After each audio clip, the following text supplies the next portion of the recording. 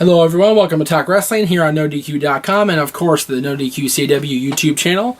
Don't forget, at the end of the show I'll announce the winner of the NoDQ belt, courtesy of Bad Billy J Belts on Etsy. There you go, there it is. Already giving out two of these things, I'm loving this, it's good stuff. First one today is the second part of Mr. Yuck's two-parter that he had last week. He asked me also, how long before WWE rehires Damien Sandow? They're lost completely if they don't. Absolutely agree with you, Mr. Yuck. Damien Sandow's release is still mind-boggling to me. The fact that he is gone from WWE after putting in so much time and putting in so much effort to get a character over, more than one character over, and he did it very well, all the characters he did put over. Get over, excuse me.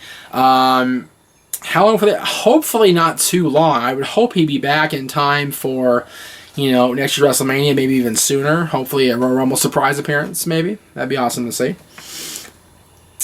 Joseph Allen, at JoeAllen12894.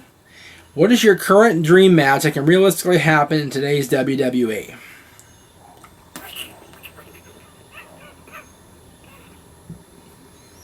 Dream match that can happen in today's WWE. Well, kind of ties in with Brohawk at Seahawk Brohawk's question. Trish Stratus says she'd return to WWE if she were heel. Do you think that'd work considering the reaction she'd get?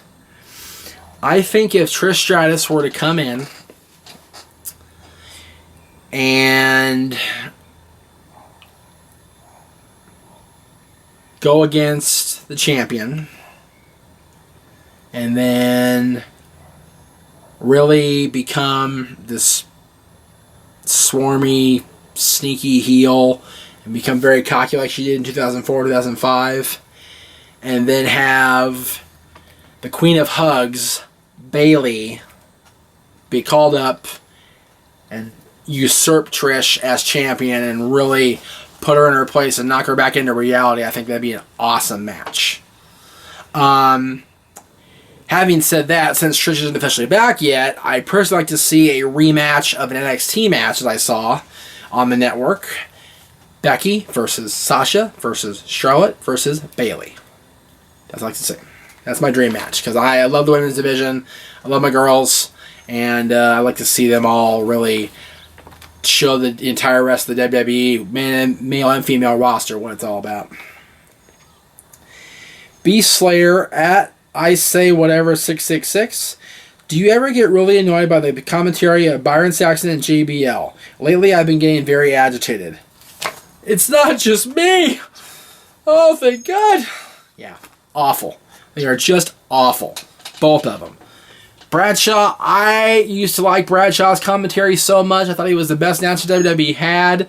But since the Authority really asserted themselves as the heel faction that they were, and he's been riding up their butt nose first. He's degraded himself and totally just degraded, if you will, down to worse than Jerry Lawler on SmackDown. That's saying something, because Jerry Lawler's been pretty bad on SmackDown lately too. And Byron Saxton, my goodness, he wasn't even funny at the house show we went to. Remember that, Aaron? He got booed at the house show at the Forum. Nobody likes this guy. Nobody likes this guy, except WWE for some reason.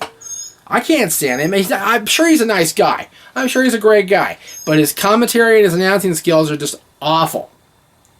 He's not funny. He's not entertaining. He tries to be, and he fails at it miserably every single time. He's just bad. Just bad. It's pretty sad, but Michael Cole is the lone bastion of good commentary in WWE, but he really is. This is from Iper on Twitter, at Mateo_TC. Do you think the New Day will win Money in the Bank? I think that would be something new and cool for WWE. We talked about that either last year or the year before. I don't remember when New Day was first together. But last year, New Day had a chance to win because they had Kofi in the match, and Big E and Xavier were helping him all throughout the match. I know, I'm sorry, that was Royal Rumble. That was Rumble. Just came. I'd like to see the New Day do something besides be tag team champions, but for right now they're still the champions, and they're doing a great job as tag team champions. I had a guy on Twitter before I filmed today's shows, talking about how they've become bad and they're the worst part of the WWE. And I'm finding myself entertained now. I'm finding myself liking the New Day. In spite of myself, in spite of all my reservations early on about the New Day, they are a fun group to watch. They are entertaining as hell. They're funny, and they get their point across in an entertaining way, and they find a way to get every single opponent they have over. As a result of their promos, as a result of their work in the ring. They're great. Winning Money in the Bank, maybe, but I like to see how far they go as tag team champions first, with the tag team division overall. Not just as champions, but the tag team division overall. These are from Instagram. First one is from Conic46. Hey Jeff, all the way from Wexford, Ireland. My question to you is, how far in actuality do you think WWE or Samoa Joe and Finn Balor will go in WWE? Do you think they would put the WWE title on either of them, as they were heads of other promotions? Well, they've shown that the NXT champion can be the WWE champion. Seth Rollins. Both Samoa Joe and Finn Balor are NXT champions. Former or present, however you want to slice it. I don't think that Joe being the teenage champion will hurt his chance of being WWE champion. I think his age will hurt his chance of being WWE champion. I think Samoa Joe is almost 40 years old now, and I think that his wanting to be in NXT is very indicative of where he wants to be on the WWE roster, as far as how far he thinks he can go. Not that he can't do on WWE main roster, but he knows he can shine in NXT, and that's what he's done so far. Same with Balor. Balor is one of those guys that has been very, very good for a very, very long time, and I don't think that he needs to be in WWE, but I think if he is called up, he will shine masterfully. Both of them have a great chance to shine WWE on the main roster. It's just a matter of if they want to or not is the key. This is from Joey Stees on Instagram. Hey Jeff, what is your favorite wrestling video game? Mine is WrestleMania the arcade game for PS1. Taking it back, brother. Woo!